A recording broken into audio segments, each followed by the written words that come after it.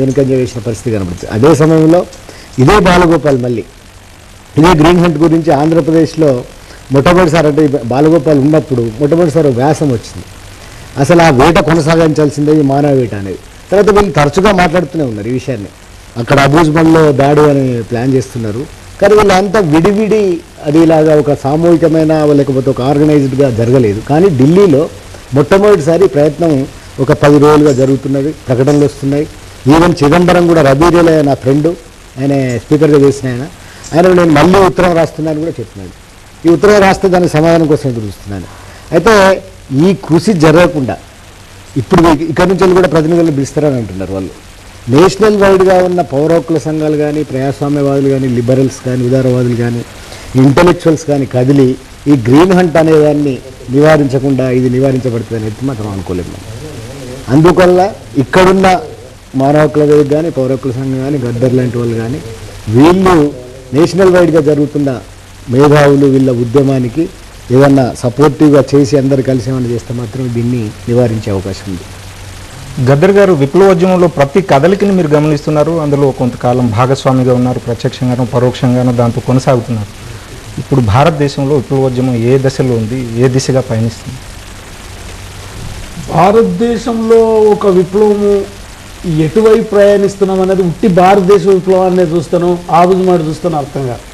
ప్రపంచంలోనే మనకేం చెప్తుందంటే ప్రపంచంలోనే ఒక ఒక ఒక రకమైనటువంటి ఆర్థిక సంక్షోభం వచ్చింది. ఇది నేచురల్గా నీకు ప్రపంచం అందరి మీద ఎఫెక్ట్ పడ్డట్టే భారతదేశం మీద కూడా పడ్డది.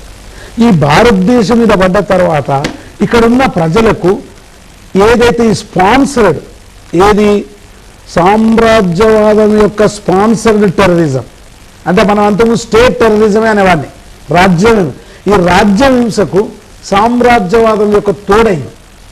అందు గురించి ఇక్కడ విప్లవోద్యమము చాలా రోజు రోజుకు పెరుగుతుందనేది నా ఉద్దేశం. విప్లవోద్యమం అనేది అంతకుముందు నీకు రైతుకు అన్నం లేదు, కూలి లేదు, అది లేదని పోయి ఇప్పుడు మధ్యతరగతి, ప్రధానంగా మధ్యతరగతి వాడికి అన్ని కన్జ్యూమర్ గూడ్స్ ఇంటికి వచ్చినాయి. నీకు పేపర్ లేకుంటే క్రైసిసే, నీకు మంచినీళ్ళు రాకపోతే క్రైసిసే, లైట్ రాకపోతే క్రైసిసే, గ్యాస్ లేకపోతే క్రైసిస్, అసలు వాళ్ళ ఇల్లు నడవదు.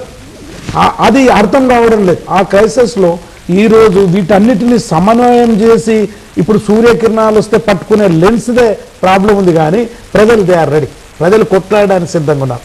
సబ్జెక్టివ్ ఫోర్సెసే లేవు, ఆబ్జెక్టివ్ కండిషన్స్ ఉన్నాయి.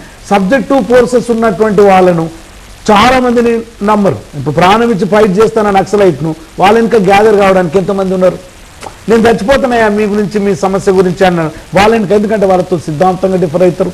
స్టేట్ రిప్రెషన్ వస్తుంది, అది వస్తుందా రాదా, కొన్ని అనుమానాలు ఉన్నాయి. అందుగురించి ఇప్పుడు ఈ భారతదేశంలో మన నారాయణ అన్నట్టు భారతదేశం భాగ్యసీమరా, సకల సంపదకు కొదవలేదురా, బంగారు పంటల భూములున్నాయి, చావులేని మరి జీవనదులురా, అన్ని అంగట్లోన అన్ని ఉన్నాయి, అల్లిని నోట్లో శని ఉన్నట్లు, సకల సంపదలు గల్ల దేశములో దరిద్రమెట్లుందో మాయమ్మల్లారా, సుజలాం సుఫలాం ఇసి దేశమే రోటీ మ్యాంగైరే మాయమ్మల్లారా. ఇప్పుడు భూమి, నీళ్లు, ఉద్యోగం సమస్య కాదు, రైట్ టు లివ్. నేను బతకాలి, నేను బతికితే కదా నేను భూమి, ఇల్లు, బట్టలు అడుగుతా. అసలు నాకు బతికే హక్కు లేకుండా పోయి. దట్ ఈజ్ వాట్ ఎగ్జాక్ట్లీ ఇప్పుడు నీకు అడవిలో జరిగింది. నువ్వు ఖాళీ చేసుకోమను. అంతకుముందు అడవిలో సావుకారు వచ్చేనమ్మ రే రే రే రే అని అంటుంటుంది, కాంట్రాక్టర్ వచ్చేనమ్మ రే రే రే. ఇప్పుడు అట్లా కాదు, సామ్రాజ్యవాదం వచ్చేసి.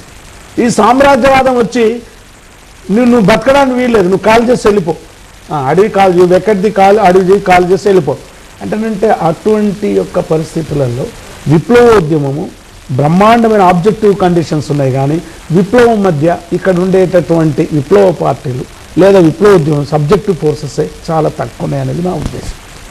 గతంలో మీరు శాంతి చర్చల్లో కీలక పాత్ర తీసుకున్నారు. శాంతి దూతగా ఉన్న పీపుల్స్ వార్ పార్టీకి రాష్ట్ర ప్రభుత్వానికి మధ్య చర్చల ప్రతినిధిగా ఉన్నారు.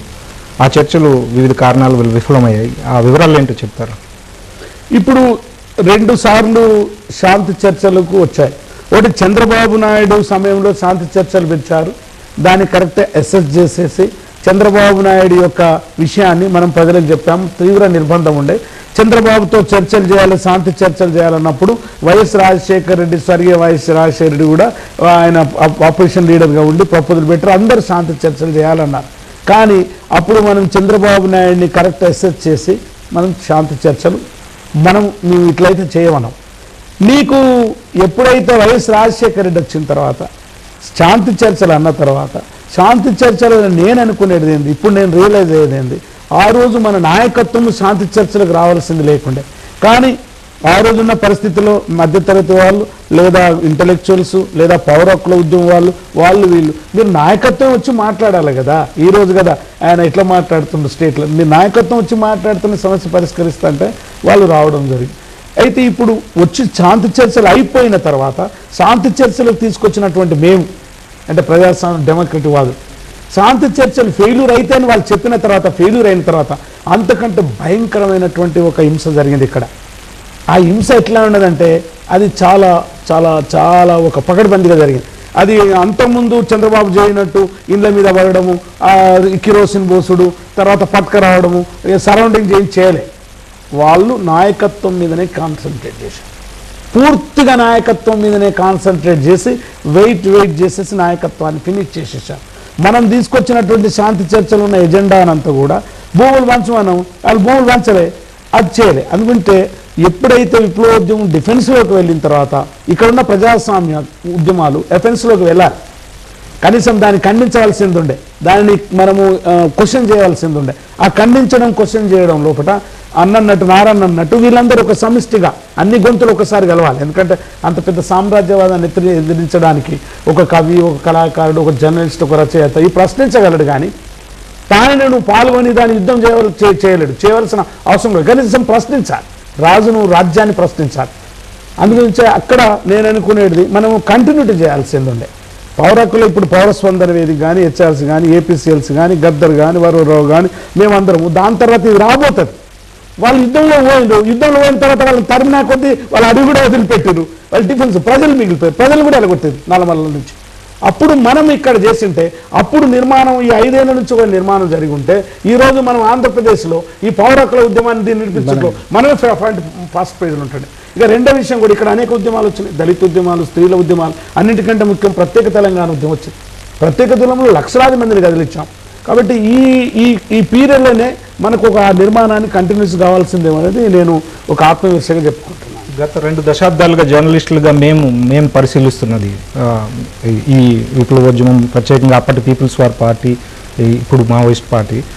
మీరు చెప్పినట్టు నాయకత్వ నిర్మూలనకు సంబంధించిన స్పెషల్ ఇంటెలిజెన్స్ బ్యూరో ఏర్పాటు కానీ, గ్రే హౌండ్స్ కానీ ఇవన్నీ అంతకు ముందున్న ఫెనామినానే. నిజానికి నల్ల ఆదిరెడ్డి, సంతోష్ రెడ్డి వాళ్ళని బెంగళూరులో పట్టుకుని వచ్చి చంపింది కూడా ఈ శాంతి చర్చల ప్రక్రియకు ముందే, అంటే సెలెక్టివ్ లీడర్షిప్ని టార్గెట్ చేసి ఎలిమినేట్ చేయడం అనే ప్రక్రియ అంతకు ముందే కొనసాగుతున్నట్టుగా కనిపిస్తుంది కదా. అంటే లీడర్షిప్ను ఎప్పుడైనా కానీ నాయకత్వాన్ని ఫినిష్ చేసేస్తే ఉద్యమం పూర్తిగా పోదు.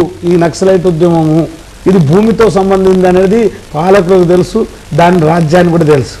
కానీ కొంతవరకు ఆపగలం. ఇప్పుడు ఏమైందంటే వైఎస్ రాజశేఖర రెడ్డి వచ్చిన తర్వాత నీకు రెండవ ముఖం కూడా తీసుకొని పోయిండు ఆయన.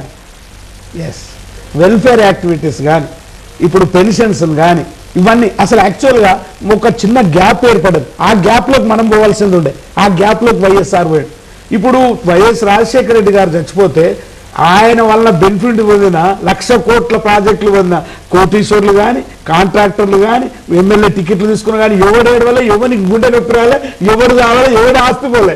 అసలు యాక్చువల్గా మన ప్రజలు ఏదైతుందో తెలంగాణ నుండి వరంగల్ ఉద్యమాలలో పాల్గొన్న వాళ్ళు వాళ్ళకి 500 పెన్షన్ వస్తే లేదా ఒక ఓటర్ కార్డు వస్తే, ఒక లిస్ట్ వస్తే ఆ ప్రజలు గుండె నొప్పి వచ్చి చచ్చిపోయారు.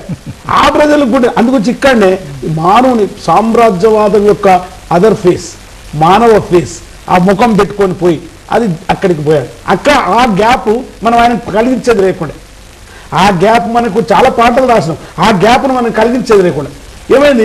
ఇప్పుడు ఆయన 1,00,000 కోట్ల పెళ్లి పోయినాడు, ఎవరికి గుండె నొప్పి రాలే, ఎవరు రావాలి, ఎవరి ఆస్తి పోలే, ఎవరు ఎమ్మెల్యే పోలే, మేము రిజైన్ చేస్తామన్నోడు రిజైన్ చేయలే, సచ్చిందంతా వెళ్ళిపోయారు ఇక్కడ. దట్స్ వై అందుగురించే మొత్తం నీకు భారతదేశంలో ఆంధ్రప్రదేశ్లో తెలంగాణ అంటే ఒక యూనాన్. వాళ్ళ దగ్గర దళాలు లేకపోవచ్చు.